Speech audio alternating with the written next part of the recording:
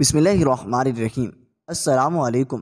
الب ارسلان کی ان فتوحات نے رومی شہنشاہ ڈومانوس ڈیوجس کو آتش زیر پا کر دیا اور اس نے پختہ ارادہ کر لیا وہ ہر قیمت پر اپنی شہنشاہت کا دفاع کرے گا۔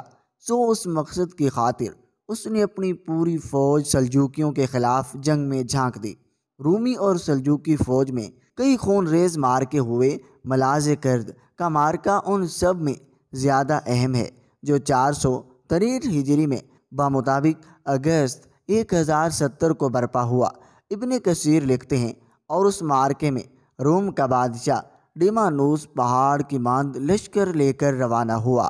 ان لشکروں میں روم، روس، برطانیہ اور کئی دوسرے ملکوں کے سپاہی شریک تھے۔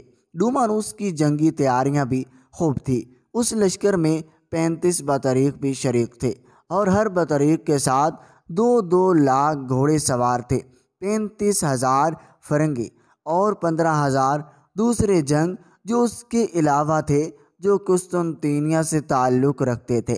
اس کے علاوہ 1 لاکھ نقاب لگانے والے، 1 لاکھ کھدائی کرنے والے، 1,000 روز جاری 400 بیل گاڑیوں جن پر فوجیوں کی وردیاں، اسلحہ، گھوڑے کی زینتیں، منجنیقیں، قلعہ شکن آلات لدے ہوئے تھے اور ان منجنیقوں میں ایک منجک ایسی بھی تھی جس کو 1,200 آدمی چلاتے تھے۔ ڈومانوس خدا اس کا ستیہ ناش کرے یہ سب لاؤ لشکر لے کر اسلام اور اہل اسلام کو مٹانے کا مقصد لے کر آگے بڑھا تھا۔ اس کو اپنی طاقت پر اتنا گھمنڈ تھا کہ فتح سے پہلے ہی اسلامی علاقے اس نے اپنے بطریقیوں کو جاگیر میں دینے کا اعلان کر دیا، حتیٰ کہ بغداد میں بھی ایک بطریق نام کر دیا۔ ان کا پروگرام یہ تھا جب عراق اور خراسان کے علاقے فتح ہو جائیں گے کہ وہ ایک بارگی سے حملہ کر کے شام کے علاقے مسلمانوں سے واپس لے لیں گے۔ وہ یہ سوچ رہے تھے، وہ تقدیر ہنس رہی تھی اور کہہ رہی تھی لعمرک انہم لفی سکراتہم یعمہون۔ سلطان الب ارسلان اور رومی فوجیوں کا آمنا سامنا الزہوہ کے مقام پر بدھ کے روز ہوا۔ ذی-قعدہ کے مہینے کے ابھی 5 دن باقی تھے۔ رومی فوج کی کثرت تعداد کو دیکھ کر الب ارسلان کچھ پریشان ہوا، لیکن فقیہ ابو نصر محمد بن عبد المالک بخاری، یہ حنفی بزرگ تھے، ان کو حوصلہ دیا اور کہا سلطان محترم، جمعہ شریف کے روز جب خطبہ جمعے کے خطبے پڑھ رہے ہوں اور مجاہدین کے لیے دعائیں مانگ رہے ہوں، عین اس وقت دشمن پر حملہ کر دیں۔ اللہ کریم مسلمانوں کی دعاؤں کے طفیل سلطان کو فتح عطا فرمائے گا۔ جب وہ وقت آیا اور 2 لشکر میدان میں اترے تو الب ارسلان اپنے گھوڑے سے اترا، زمین پر سر رکھ کر اپنی پیشانی کو خاک آلود کر کے بارگاہ خداوندی میں فتح نصرت کی دعا گو ہوا۔ اللہ کریم نے مسلمانوں کی مدد فرمائی اور نصرانیوں کے سروں کو جھکا دیا۔ مسلم سپاہ نے کشتیوں کے پشتے لگا دیے۔ رومی بادشاہ اور سپہ سالار فوج ڈومانوس گرفتار ہوا۔ اسے ایک رومی غلام نے گرفتار کیا۔ جب شاہ روم کو سلطان الب ارسلان کے حضور پیش کیا گیا تو سلطان نے اپنے ہاتھوں سے اسے 3 کوڑے مارے اور پوچھا، اگر میں گرفتار کر کے تیرے سامنے پیش ہوتا تو میرے ساتھ کیا سلوک کرتا؟ ڈومانوس نے کہا، میں تم سے انتہائی برا سلوک کرتا۔ الب ارسلان نے کہا، میرے بارے میں تیرا کیا گمان ہے؟ ڈومانوس بولا، تو یا تو مجھے قتل کر دے گا یا اپنے ملک میں میری تشہیر کرے گا یا معاف کر دے گا یا فدیہ لے کر رہا کر دے گا۔ الب ارسلان نے کہا، میرا ارادہ یہ ہے کہ تجھے معاف کر دوں اور فدیہ لے کر چھوڑ دوں۔ لہٰذا سلطان نے اس سے 15 لاکھ اشرفیاں فدیہ لے کر اسے آزاد کر دیا۔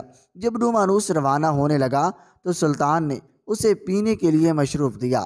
وہ سلطان کے اس نیک سلوک سے بہت متاثر ہوا، زمین بوس ہوا، تعظیم بجا لایا۔ سلطان نے ازرہا عنایت 10,000 دینار فدیہ سے چھوڑ دیے تاکہ وہ ان سے زارہ خرید سکے۔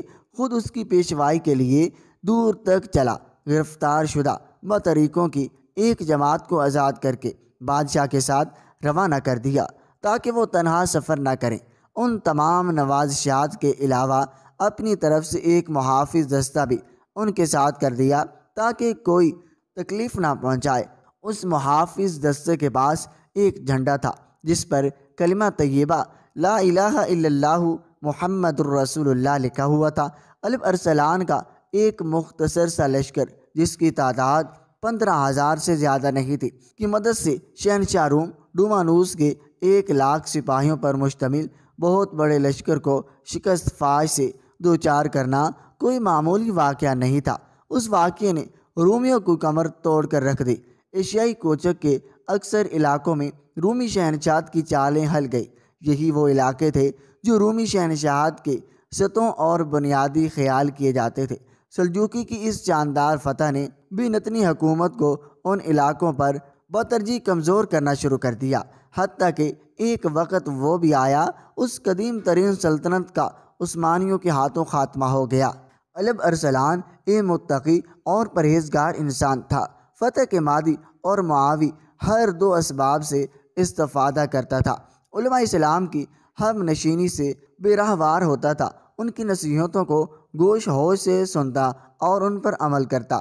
کیا ہی خوب نصیحت تھی جو عالم ربانی ابو نصر محمد عبداللہ بخاری حنفی نے کی۔ مارکہ ملاذ کرد جس کا ابھی ذکر ہوا ہے، جب الب ارسلان رومی فوج کی کثرت دیکھ کر پریشان ہوا تو اس صوفی منتش عالم نے اس کی ڈھارس بندھائی اور کہا، اللہ تعالیٰ کے دین کی حفاظت کے لیے جنگ کر رہا ہوں اور اللہ کریم کا وعدہ ہے اللہ تعالیٰ اپنے دین کو تمام ادیان پر غالب کر دے گا۔ آگے بڑھیں، اللہ تعالیٰ نے فتح کامرانی آپ کے مقدر میں لکھ دی۔ برود جمعہ خطبہ اسلام ممبروں پر آپ کے نام کا خطبہ پڑھ رہے ہوں اور مجاہدین کے لیے دعا کر رہے ہوں تو عین اس وقت جنگ کا آغاز فرمائے۔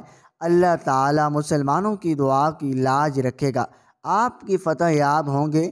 جب وہ گھڑی آئی تو سلطان نے جمعے کی نماز پڑھی۔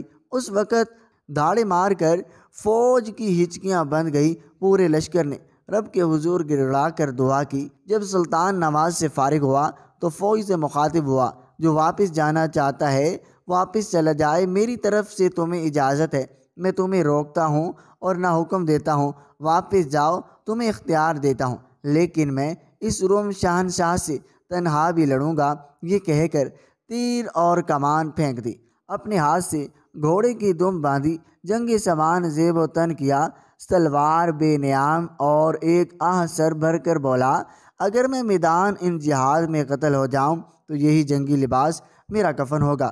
اللہ اکبر! واقعی ایسے لوگوں پر اللہ کی رحمت کا نزول ہوتا ہے۔